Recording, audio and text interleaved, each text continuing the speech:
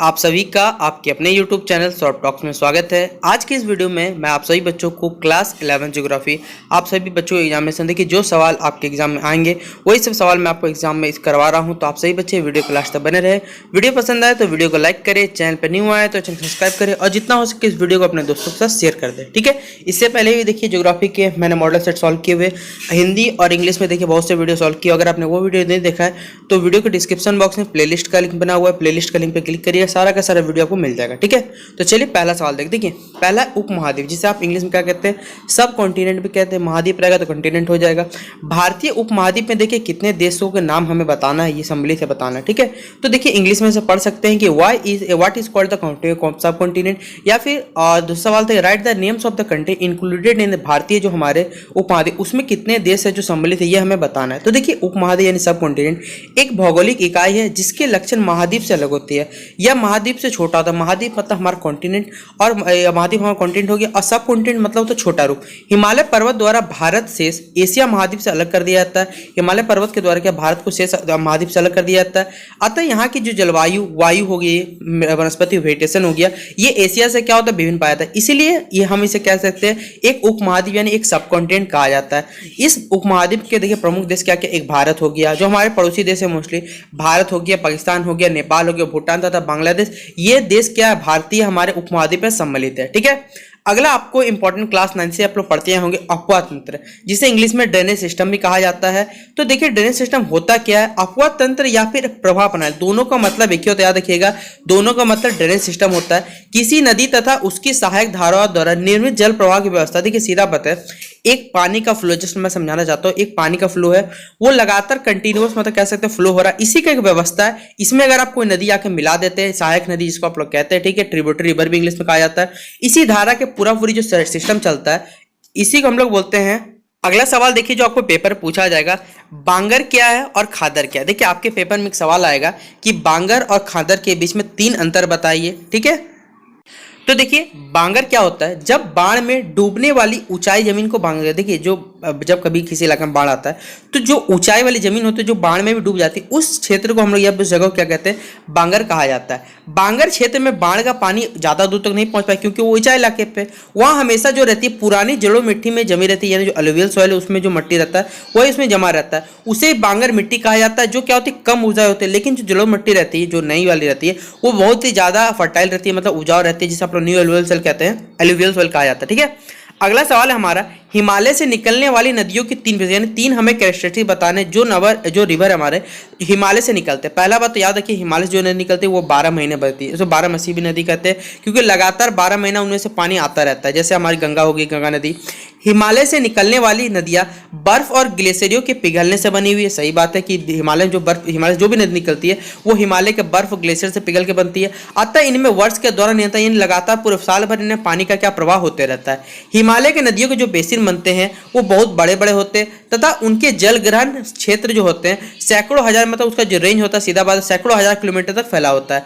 हिमालय की नदी को 3 प्रमुख तंत्रों में क्या किया जाता है, विभाजित किया जाता है। 3 मोस्टली नदी में क्या बांटा जाता है। ठीक है, अगला सवाल वीवीआई कर लीजिए, ज्योग्राफी में ये सवाल आपके पेपर छपने वाला कि मृदा संरक्षण, जिसे आप इंग्लिश में कहते हैं सॉइल कंजर्वेशन, इसके 3 हमें क्या बताने हैं, बचाने के लिए हमें मिट्टी को बचाना है। मिट्टी को बचाने के लिए हमें 3 उपाय हमें बताने हैं। तो क्या 3 उपाय है कि पहला है वैज्ञानिक भूमि, तो पहला है हमारा कि वैज्ञानिक जो करते हैं वैज्ञानिक भूमि उपयोग, अर्थात भूमि का केवल उसी जगह हम यूज करते हो जिसको उपयोग करते हैं जिसमें ये सबसे अधिक क्या उपयुक्त है, मतलब जिसमें सबसे अधिक जो मात्रा है उसी चीज के लिए हम इसका यूज करते हैं। वैज्ञानिक जो क्या कहते हैं सस्यावर्तन, समोच्च रेखा खेती। देखिए सीधा बात है, आपने नाम सुना, इंग्लिश में मैं समझा दूं, terrace farming, slope farming, counter farming कहते हैं। ये क्या करते हैं, इस टाइप की खेती करते हैं ताकि मिट्टी का जो कटाव ना हो सके, और जब मिट्टी कटेगी तो मिट्टी हमारा बच जाएगा। इसे हम लोग क्या कहते हैं, मृदा संरक्षण भी कहते हैं। अगला हमारा आर्द्र प्रदेशों में अवनालिका अपर्दन और मरुस्थलीय और अर्ध मरुस्थलीय क्षेत्रों में पवन अपर्दन रोकने के लिए अवरोधी की सीधा बात है कि मान लीजिए जैसे राजस्थान का एग्जाम्पल है, राजस्थान क्या कह सकते हैं मरुस्थलीय इलाका जहाँ मोस्टली रेत पाया जाता है। ठीक है, मरुस्थल भाग में, तो वहां पर हम लोग क्या कर सकते हैं, मिट्टी को अगर फ्लो होने से बचाना तो क्या कर सकते हैं, कुछ अवरोध मतलब कुछ बैरियर लगाते हैं जिससे मिट्टी का फ्लो रुक जाता है, और मिट्टी जब बह गए तो हमने मिट्टी को बचा लिया। यही तो क्या कहलाता है, हमारा मृदा संरक्षण कहलाता है।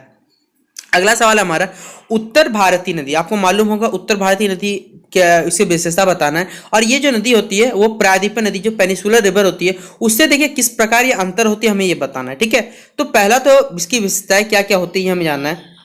तो देखिए उत्तर भारत नदी, इसका इसका रीजन क्या है, जल प्रवाह का स्वरूप होता है, जल ग्रहण क्षेत्र होता है, अपर्दन होता है, मार्ग का स्वरूप और अन्य लक्षण। ठीक है, ये कुछ लक्षण है उत्तर भारत नदियों के। ठीक है, ये बताना है। अब इंपॉर्टेंट सवाल आपके पेपर में भी ये बनेगा कि आप बताइए जरा सा, कि पूछा जाएगा कि आप हिमालयन रिवर और पेनिसुलर रिवर, ठीक है, इनके बीच में आपको क्या बताना है, आपको अंतर बताना है। और उत्तर भारत की जितनी नदी है सबके सब क्या, हिमालयन रिवर, आपको मालूम होगा, यही उसका देखिए पॉइंट में लिखा हुआ है हमें। ठीक है, कि ये जो नदी है वो सदा हिम के पिछले जल, देखिए जो नदी होती है हमेशा क्या, हिम के पिछले जल, पिघले जल से निकलती है और वर्षा के जल पर निर्भर करती है। इसकी जो विशाल द्रोणियां बनती है, तीव्र अपरदन के कारण हिमालय में भी क्या, गहरी घाटी और महाखंड यानी गॉर्ज का निर्माण होता है। अगला हमारा, विशाल मैदानों में मोड़दार मार्ग तथा मार्ग का क्या होता है, परिवर्तन होता है। भी आकृति की घाटियां तथा ऊंचे जलप्रपात और विशाल डेल्टा का क्या होता है, निर्माण होता है। वहीं पर देखिए पेनिसुलर रिवर, ये क्या करती है, सिर्फ बरसात में क्या, जैसे कावेरी नदी, सिर्फ ये क्या पेनिसुलर रिवर, क्योंकि ये बरसात पर डिपेंड करती है, छोटी द्रोणियां बनाएगी, फिर यहाँ पर कम अपरदन कारण उथली आधार तल प्राप्त घाटियां होगी, सीधा और रेखा मार्ग हो, यहाँ पर उथली घाटियां, छोटे जलप्रपात और डेल्टा और ज्वारदन मुख का क्या होता है, निर्माण होता है यहाँ पर। तो ये अंतर होता है, याद रखिए, हिमालयन रिवर और पेनिसुलर रिवर के बीच में अंतर, यानी हिमालय नदी या फिर उत्तर भारत की जो भी नदियां और पेनिसुला यानी प्रायद्वीपीय नदी के बीच में। ठीक है, अगला सवाल है हमारा बांगर एवं खादर। मैंने आपको बोला था ये सवाल आपके एग्जाम में आएगा, याद रखिएगा। बांगर क्या होता है, यह पुरानी जलोढ़ मिट्टी है जो अपेक्षाकृत ऊंचे भागों में पाया जाता है। इन मिट्टियों तक बाढ़ का पानी नहीं पहुंच पाता। यह खादर की अपेक्षा क्या होती है, कम उपजाऊ होती है। ठीक है, फिर अगला होगा, खादर जमीन जलोढ़ मिट्टी है जो नदी के बाढ़ मैदान, दियारा तथा डेल्टा क्षेत्रों में क्या पाई जाती है। इसके कण जो होते हैं प्राय महीन होते हैं और याद रखिए ये ज्यादा फर्टाइल होता है और इसमें जल धारण की जो शक्ति होती है बांगर से बहुत अधिक होती है तथा बांगर से इसकी जो उर्वरकता है वो बहुत ही ज्यादा होती है। ये न्यू एलुवियल सॉइल है, इसमें क्या रहता है, ओल्ड एलुवियल सॉइल का मात्रा पाया जाता है। अगला सवाल है हमारा, समुद्री जल की लवणता यानी वाटर में जो सी वाटर सैलिनिटी होती है उससे आप क्या समझते हैं, हमें बताना है। तो देखिए उत्तर भारत जो भी वर्षा का जल हो या फिर महासागरीय जल हो, सभी जल में क्या हुआ, खनिज नमक की मात्रा पाई जाती है।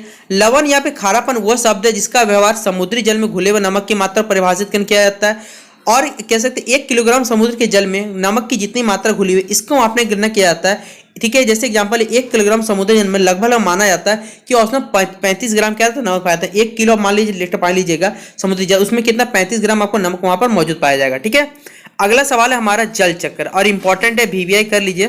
ठीक है, ये आपके पेपर में पूछा जाएगा। देखिए कि जल चक्र क्या होता है, तो याद रखिएगा जल चक्र का तात्पर्य पृथ्वी में जो स्थल मंडल है, जल मंडल है, वायुमंडल है, ठीक है, ये सब का क्या बीच में होने वाले जल के चक्रीय प्रयोजन, जल का जो सर्कुलेशन है उसी को हम लोग क्या कहते हैं, जल चक्र के नाम से जानते हैं। ठीक है, अब यहाँ लिखा हुआ है कि जल के चक्र के रूप में महासागर में से धरातल पर और धरातल से महासागर तक जो वाष्पन, संघनन यानी एवापोरेशन, कंडेंसेशन और वर्षण क्रिया द्वारा जो जल पहुंचता है, इसमें जल के विभिन्न स्रोतों से जीवों के बीच जल का क्या होता है, आदान प्रदान भी सम्मिलित होता है। ये बताया हुआ है कि इसमें आपके जल चक्र में यानी वाटर साइकिल में। अब याद रखिएगा कि इसको जब बनाइएगा तो एक आपको डायग्राम की सहायता से इसको क्या करना है, सॉल्व करना है। ठीक है, बिना डायग्राम की इसको बनाने नहीं जाइएगा कि मान लीजिए महासागर है, महासागर जल एवापोरेट हुआ, ऊपर है, फिर कंडेंस हुआ, संघनन हुआ, संघनन फिर लौट गया, तो पानी का सर्कुलेशन जैसा था वैसा ही हो गया। इसी प्रोसेस को हम लोग क्या कहते हैं, जल चक्र यानी वाटर साइकिल कहते हैं। ठीक है, तो इसके बाद है हमारा, तो ये था हमारा क्लास 11 ज्योग्राफी यानी भूगोल का। ये देखिए 10वां नंबर सवाल मैं आपको नेक्स्ट वीडियो में करवा दूंगा। ठीक है, नेक्स्ट वीडियो में ये सवाल करा। 11वां नंबर सवाल देखिए थोड़ा सा वहाँ वो भी इनकम्प्लीट रह गया है, इसलिए मैं आपको नहीं करवा रहा हूँ। नेक्स्ट वीडियो में बाकी जितने बच्चे सवाल है, टोटल 19 सवाल आपके एग्जाम के पेपर में, 19 सवाल मैं आपको इंपॉर्टेंट सवाल करवा दूंगा। जितना सवाल करवाते हैं सारे के सारे इंपॉर्टेंट पहले बता देता हूँ। तो फिलहाल अगर आपको ये सेशन अगर आपका आज का पसंद आया होगा तो इस सेशन को अपने दोस्तों के साथ जितना हो सके शेयर करते हैं।